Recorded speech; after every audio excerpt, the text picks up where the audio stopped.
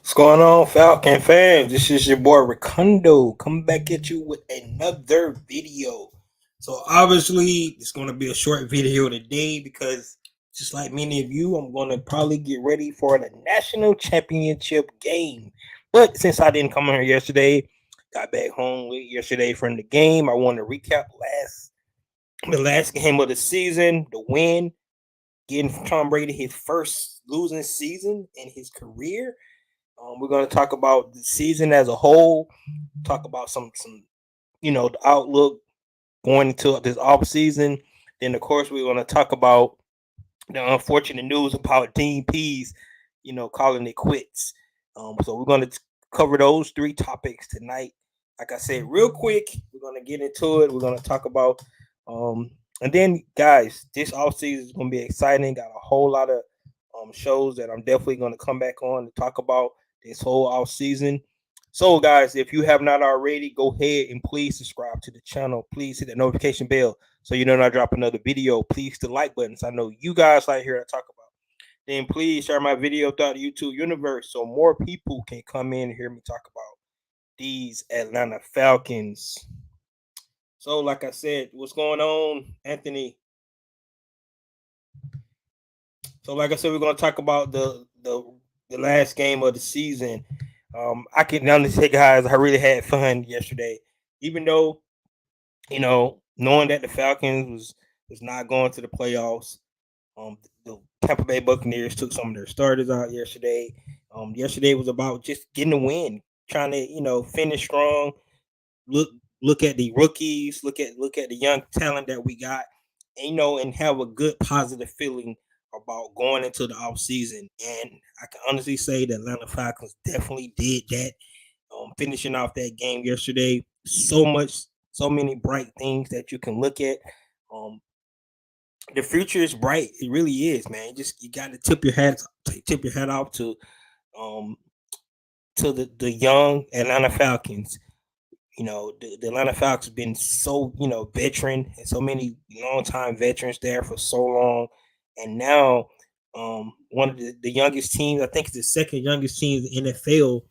And what we've seen just yesterday from three of our guys, of course, Kyle Pitts wasn't out there, but from Desmond Ritter, Drake London, and Tyler Algier, you definitely like what you've seen in those things. You saw Grady Jarrett, another staple of the team that's going to be here for a while, make play, right? AJ Terrell making big plays. So you just young way cool doing the things they're doing. That's our foundation, guys. We got it set up. Um, and then this whole season as a whole, you really got to like the way. Um, I think they're going about it the right way. And guys, we got all season to talk about it to definitely find out what this team is going to be all about.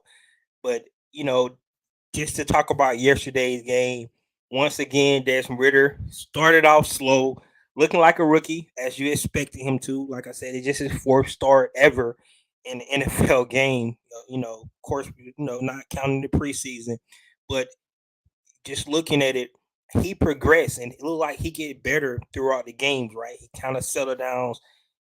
Still got issues with some accuracy, so it wasn't perfect. But if you're just looking at the things at the progressions, um, it seemed like he got in a rhythm. I think he went on like 5 or 6 straight completions at one point. The chemistry that he has with Drake London is really, really good. I mean, that's Desmond Ritter in these 4 games showed progression through each game. It got better and better and better. And I would say that I think that's definitely going to give Arthur Smith and Terry Fontenot confidence not to go out and draft a quarterback. They're definitely going to bring in a veteran quarterback. I'm sure of that. Don't know who that veteran is going to be at this point in time. Corey will still have Marcus Mariota under contract for next season. They'll owe him $14 million. If they cut him before the new league year, they'll have a $2.5 million dead cap, and that $12 million will go back into our salary cap. So they do have a decision to make on Marcus Mariota before that time. But right now, I like Desmond Ritter being the quarterback going into next season based off these 4 games.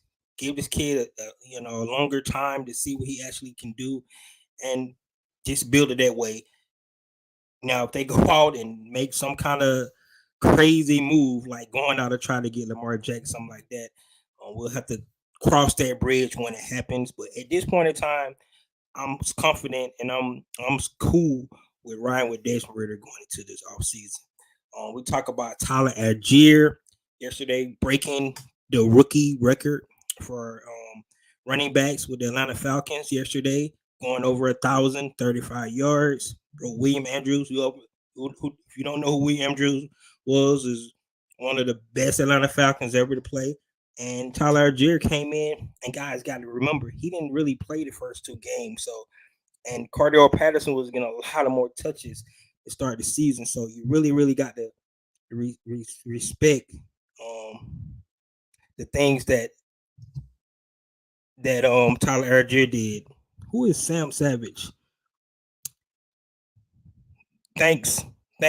You know, we love people come in and talk about the Falcons suck. I'm curious who your team is.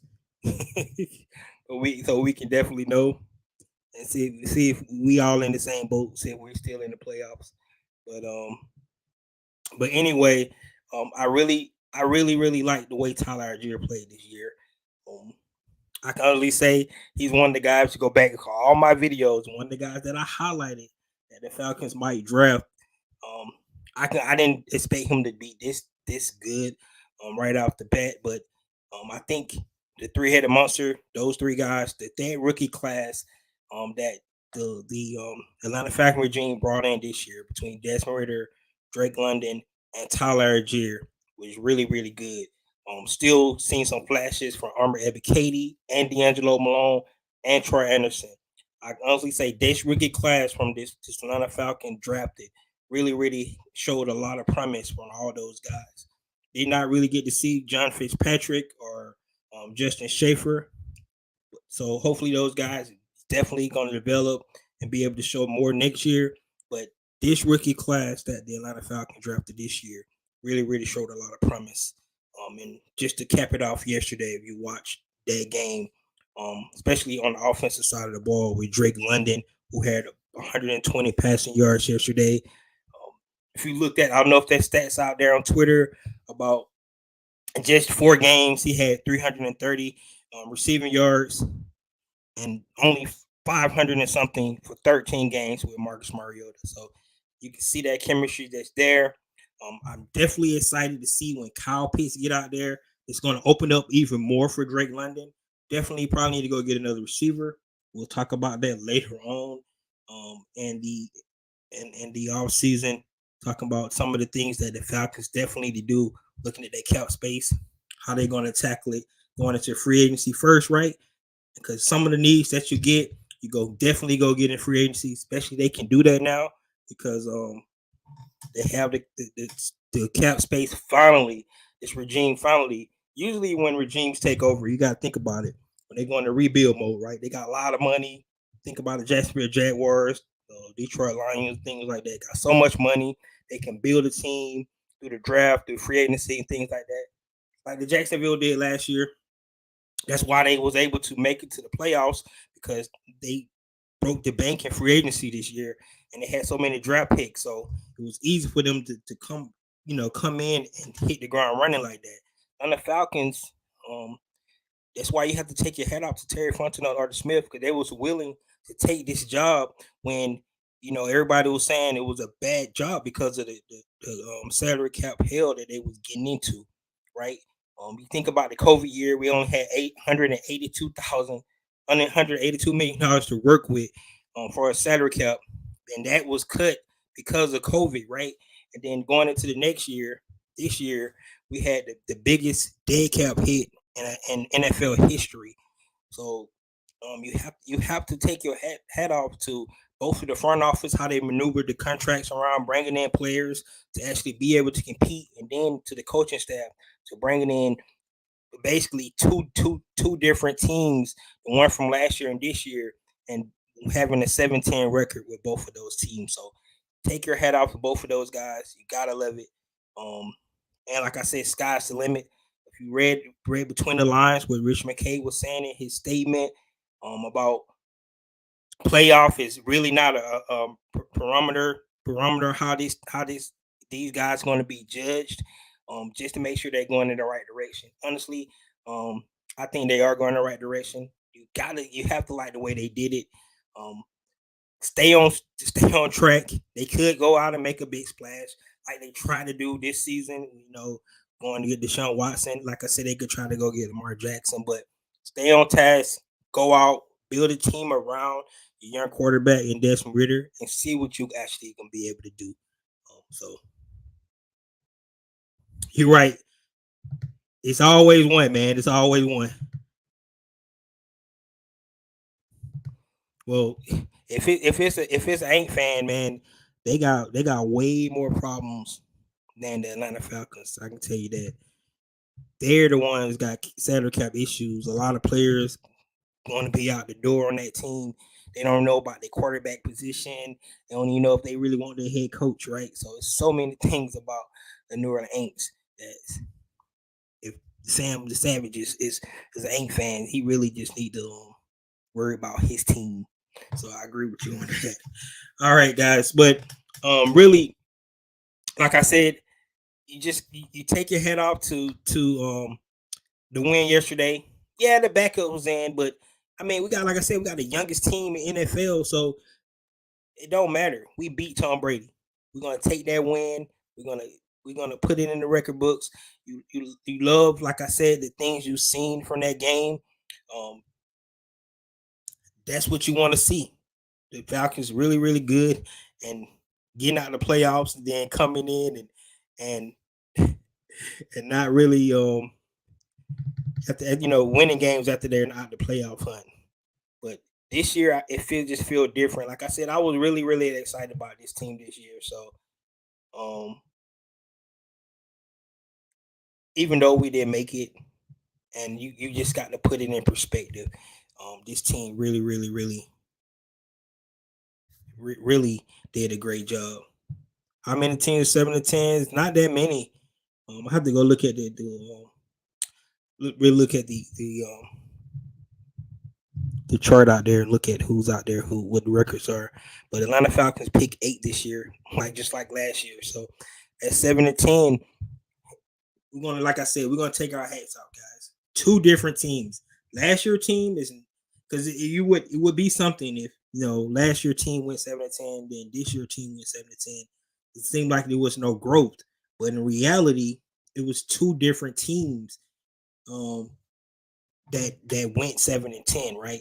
So you can say Arthur Smith came in last year. He put a whole different team, and coached them to a 7 to 10 record. Then he came in this year, a different team, a younger team, right? Last year had a lot of veterans. This team did not have a lot of veterans, a lot of younger teams. So I would say this year was a better coaching job from the coaching staff than what we got last year. As I said, I'm glad we beat Tom Brady. I can't believe he ran to the locker room after the loss. Yeah, man, he's a character, man. I swear, no class. Couldn't even shake the rookie hand. First, just he probably looked up to the guy. Just no sportsmanship whatsoever. I guarantee you, if he'd have won, he would have came out and shook his hand. Just bad, and everybody want to talk about him, but he's not really a nice dude. Be honest with you.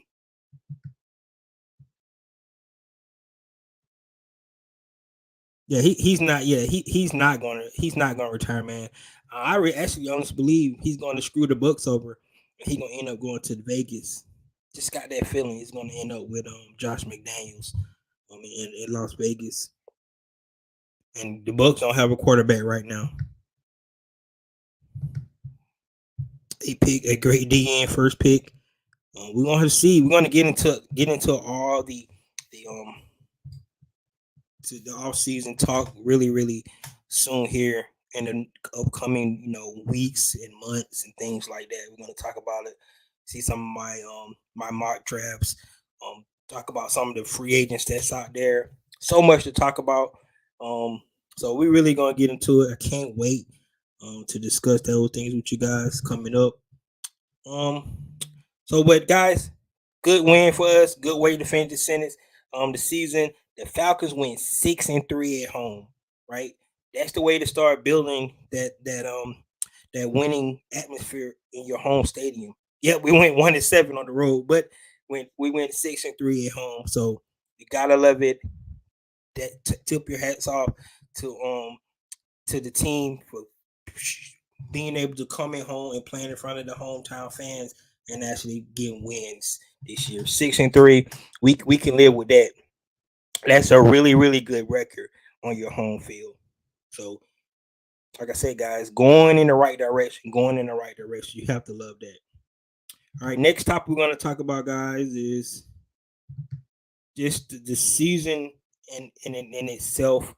Um, I came out, so the Falcons definitely um, did not meet my expectations this season. Um, they definitely beat everybody else's expectations, especially the national media. Had them winning 4 games, had them going 2-15 actually, being one of the worst teams in the NFL. I thought they had one of the worst rosters in the NFL. Just go back and look at all the stuff they said about the Falcons. However, myself personally, I had them going 10-7. Um, just being optimistic, the glass half full type of guy. So they didn't meet my expectations. They could have went 10-7 though. If you look at some of the games we lost, I could definitely see 3 more wins, there for us. And I could have been proven right, but sometimes it's just the way the football gods go. Um, and we just was not able to pull out those close games. And I really believe it just because our youth, our young team, we just couldn't get over the hump this season. Some people may say that Arthur Smith took too long to change quarterbacks. Possibly, definitely could have been a reason why. But if you just go look back some of the miscues we had, Taquan Graham dropping the ball, the fumble on the first game of the season in the red zone, um, Khalil Mack snatching the ball out of Drake London's hand, the interception in the Commanders game on the goal line. Just so many plays that if we get some of those playback, the fumble that Drake London had in New Orleans, um, the way the referees treat us in Baltimore. So it's so many different things that you can talk about. It could easily put us to 10-7, and you know my prediction would have been there. But overall, during the whole season, guys, I really believe that we saw some growth from this young team. Right, you saw the potential that a guy like Armor Ebikadi coming across. Um, the line trying to get pressure. Still not there yet. We only had 21 sacks this year. We had 18 last year, so we improved there, but we still got to get pass rush. Archie Smith mentioned that, so I know that's going to be one of their things. They're definitely going to look at. Got to improve our pass rush. Our secondary play was questionable sometime this year. Casey Hayward went down. Right, we was playing with third string guy. AJ Terrell went down. So we really were playing with some backup guys in some of the games that we had. Um, so you have to just think about those kind of things when you're looking at this season in totality. Kyle Pitts went down. And during the season, Taquan Graham, who's having a great season for us, went down as well. All those things factor into it. That's football. You can't make excuses about those things, but some of those things you go back and look at some of the games we probably could have won. We had some of those key players there: Casey Hayward, a Kyle Pitts, a Taquan Graham. Maybe the season would be different with some of those guys. Those were starters. All 3 of those guys I mentioned was definitely starters, and they played big roles for this team. The depth wasn't as good as I thought it was to start the season. Um, putting a guy like Cornell Armstrong out there, I thought in that Chargers game they abused him a whole lot. Um, tried to add, but Fenton really never was able to get on the field. We never really got to see anything that he was able to do. So definitely gonna have to go get some guys in the secondary as well.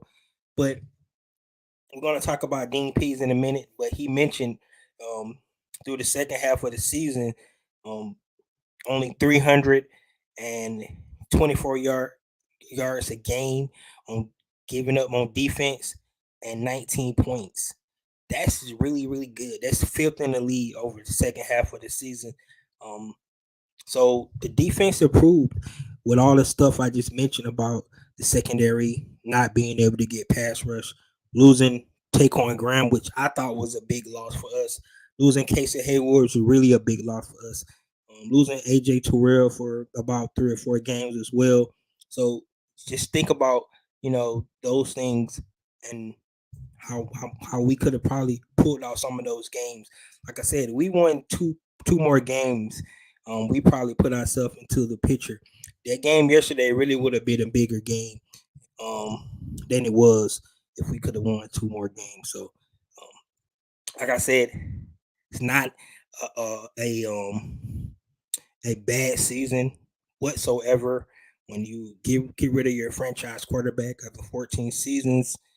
You come in with one of the youngest rosters in the NFL. Nobody expects you to do anything. You come out and you compete. Out of the 17 games we played, I think every game except the Bengals games was really, really close. So recap of the season. That's what I like. Taking my hats off to these guys. I'm really, really, really impressed about what we've seen.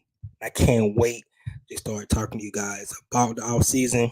We'll not talk about it tonight because, like I said, it's going to be a short video. Definitely getting ready to go watch the national championship game. But you really, really gotta like it. Read some of you guys' comments here.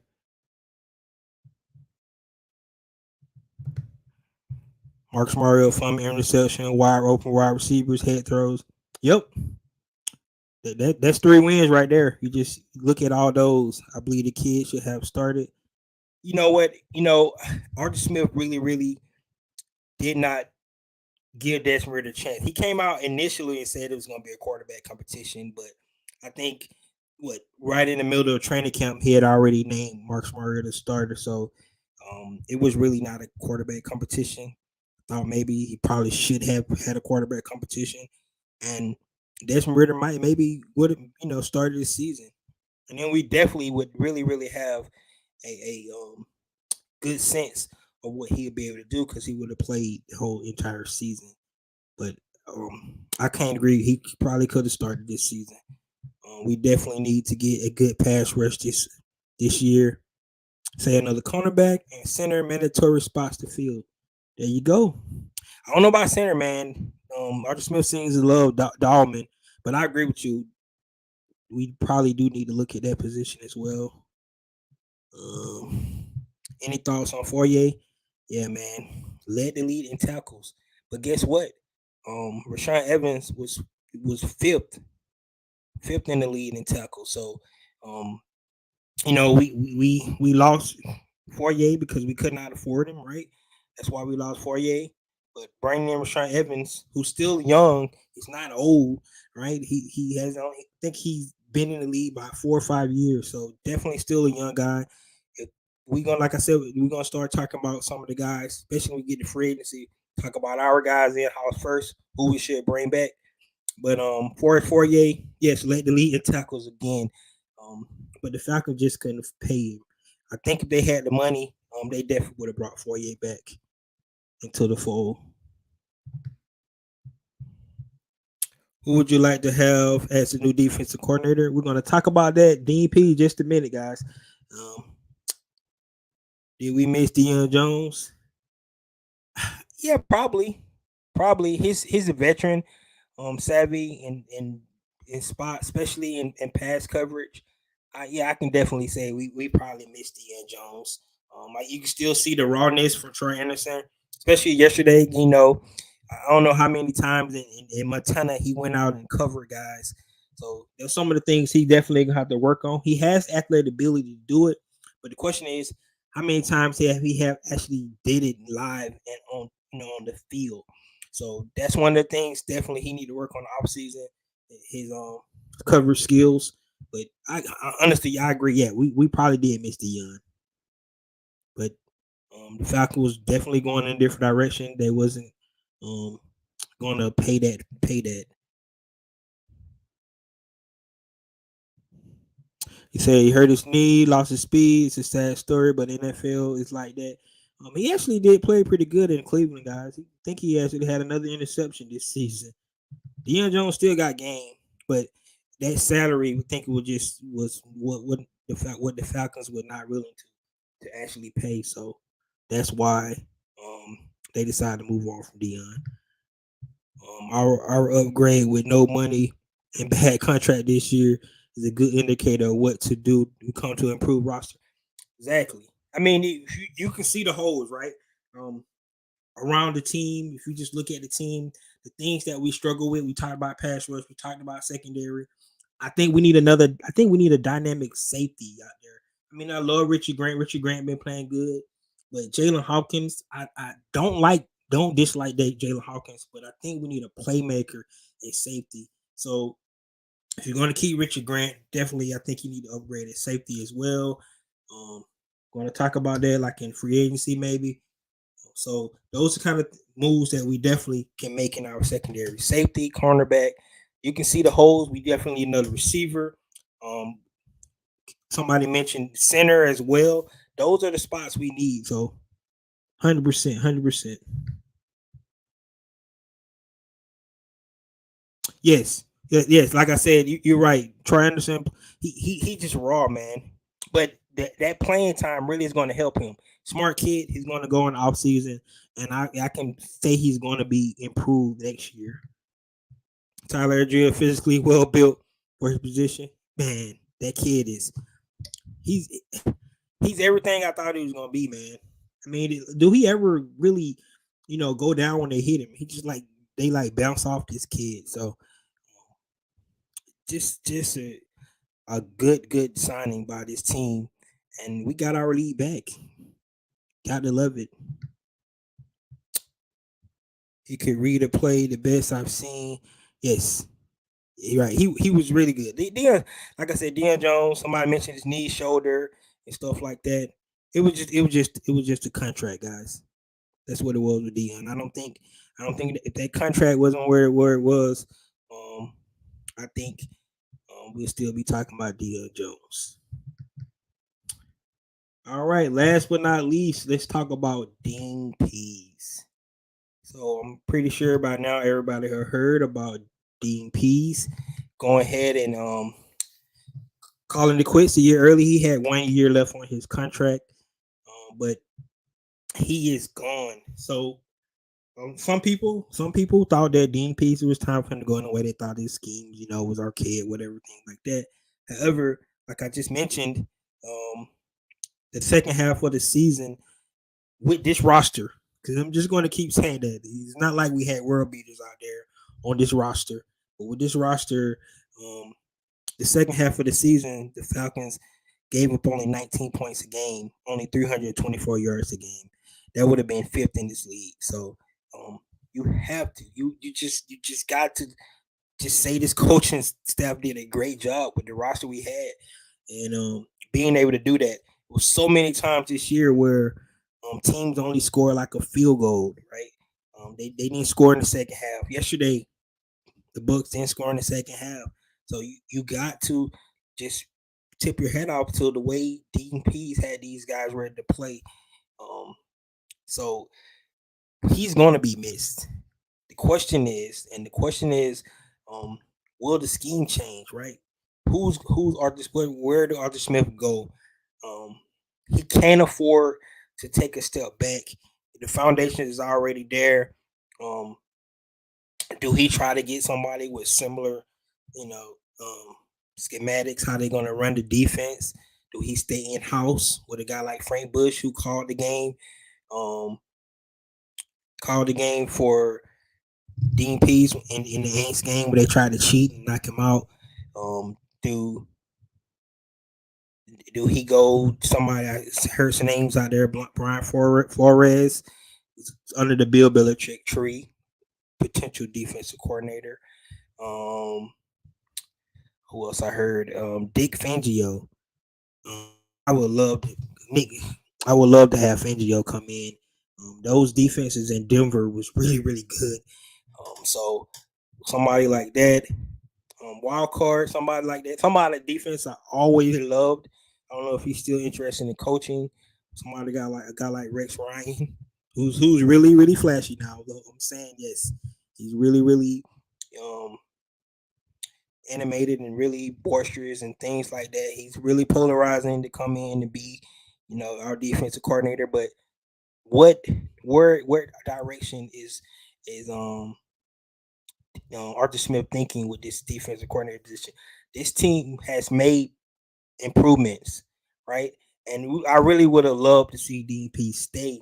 He actually was going to get some talent in, some veterans to mix with these young guys to go in and actually see what he actually can do with his defense, right? So we're not going to be able to see that, but I really believe that um that the Atlanta Falcons definitely can't take a step back. They got to be able to pick the right guy, and hopefully they can do that.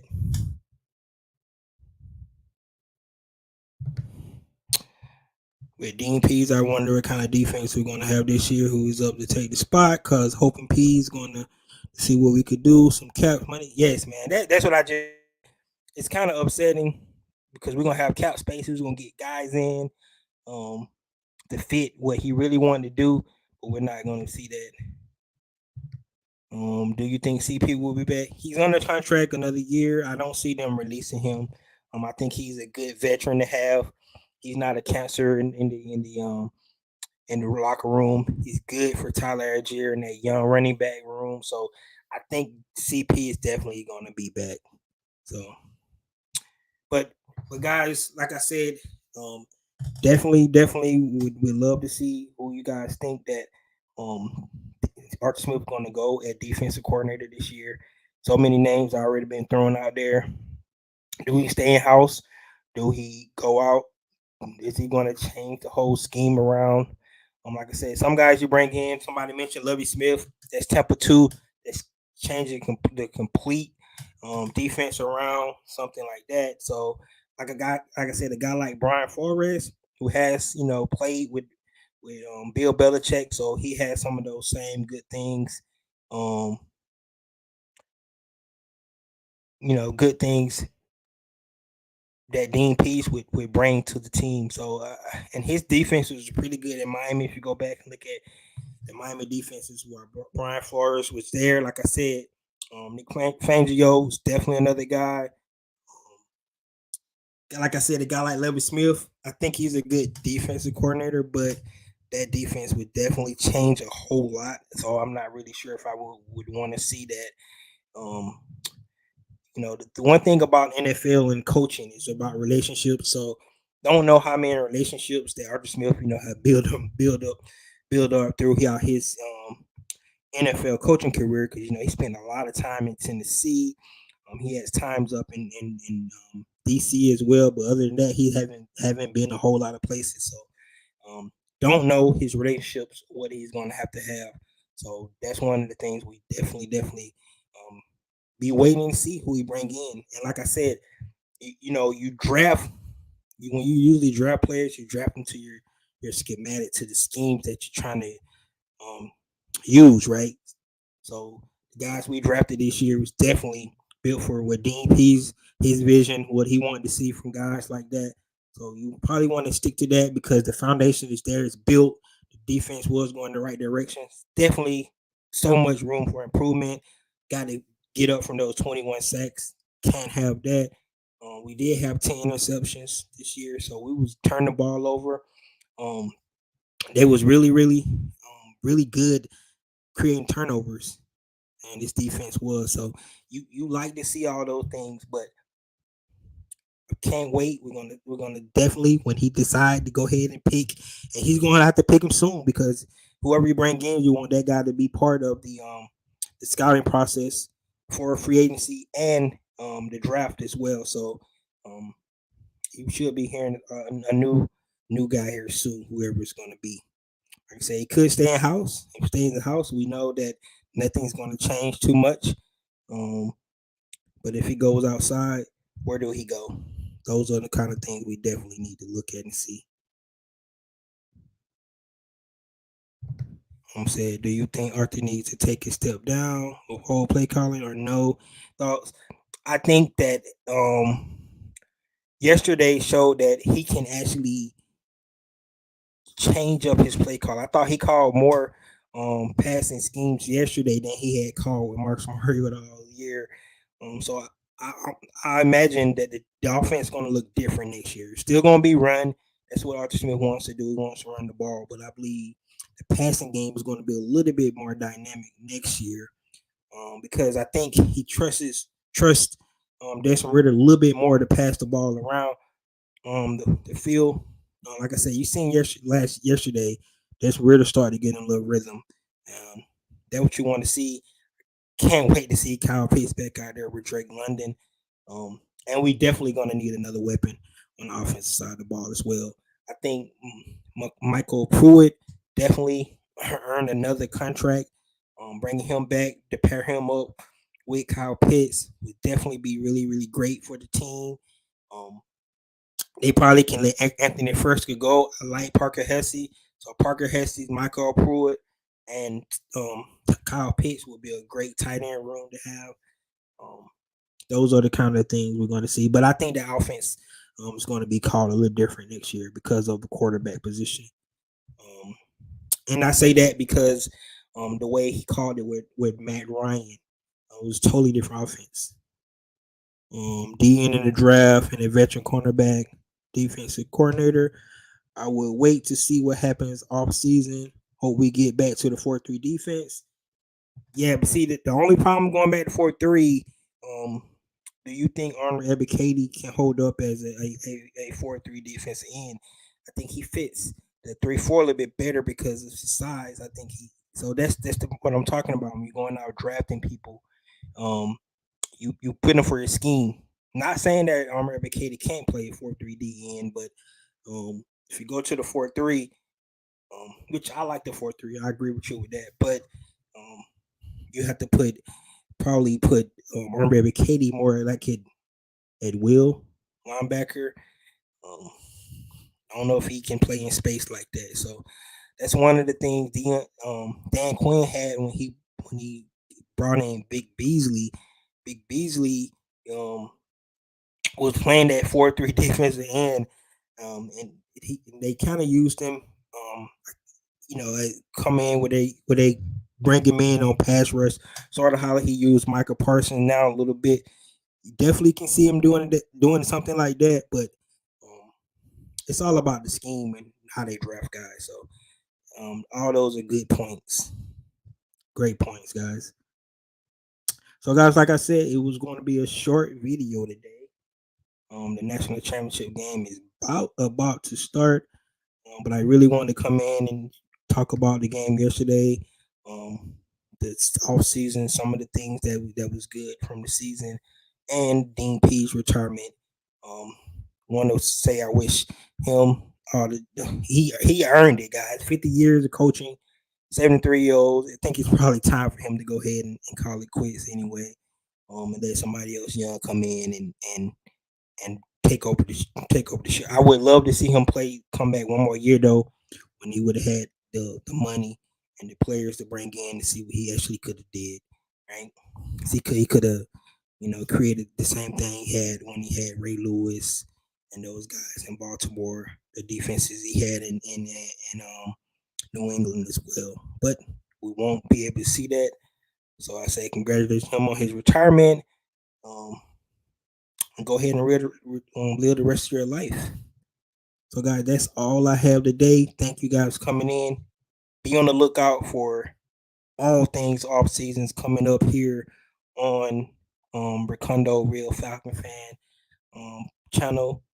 And if you, like I said, guys, if you have not already, go ahead share this throughout the YouTube universe so more people can come in and hear me talk about it. I'm going to be doing some questions and answering parts as well, guys. We'll talk about questions about draft picks, free agents, Marcus Mariota, Desmond Ritter, all those things. We're gonna talk about everything we can talk about here in this off season. I really had fun last off season talking about a lot of this stuff. I can't wait to see it again. Ritter was extremely with a quick release. Yeah. Like I said, Ritter impressed me. He got better throughout the 4 games. I thought started the game. The one thing he really needs to work on is the way he started the game, because I think the way he started the game is really not what you want. You want him to start off a little bit faster, right? But once he get in the rhythm, get in the flow in the game, you start to see his confidence, his command of the offense. He started to really start to get it. So those are things he really work on his accuracy a little bit, because he had some missed throws yesterday, and just to be able to start the game better. I think all those things really going to work out for him. I just think NFL was big for big men on the line, too easy to move linebackers with 300-pound guards. I'm not arguing with you. I like the 4-3 as well, but some of the best defenses is multiple. So that's what I really like about Dean Pease, because he can go 4-3, but he also can go 3-4 as well. It's just a multiple defense. I don't like to get when defenses have to play one way. Like Dan Quinn get into that cover 3, and like he can't get out of it, right? And you hear offenses say we knew what they was going to be in, right? We knew the coverage they was going to be in, because you get too stagnant. So that's why I say I like the 3-4, but the way Dean Pease was, he was really multiple. Right? He has 4 down linemen sometimes. You can see that when he brought a guy like Okendeji in. That's pretty much Okendeji can play a little bit more defensive end on the front, vice a guy like Humber Abikadi. So the multiple defense, where I would love to keep our Atlanta Falcons defense at right now, to be able to go from 3-4 to 3-4, whatever he has to do. That's what I would like to see. I like Ritter, man. He look good out there every game. He's getting better. He's showing consistency improvements, and he goes for it. Yes, I agree with you. And I think he's good for this offense as well. What's your personal favorite position for this season? This I'm gonna go off a position that I really dogged out this all season, and that was the offensive line. So I think the offensive line pretty much had the best turnaround that I had seen in a long time for our offensive line, because the offensive line last year was really, really bad. And I mean, we was 3rd in rushing this year. We were still 31st in passing, which is definitely, like I said, that's why I think the offense is going to be different next year. We got to be able to pass the ball, but 3rd in rushing this year is really, really a big jump from where we was last year.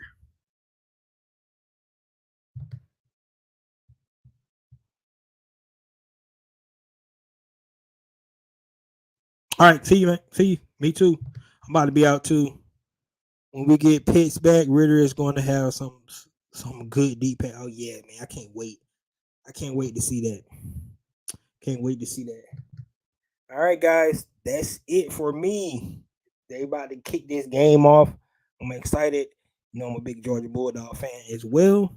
Not big as the Falcons. I will admit that. I'm a bigger Falcon fan than I am Bulldogs fan, but I love everything about the dogs as well. So definitely finna see what these guys are going to be able to do tonight.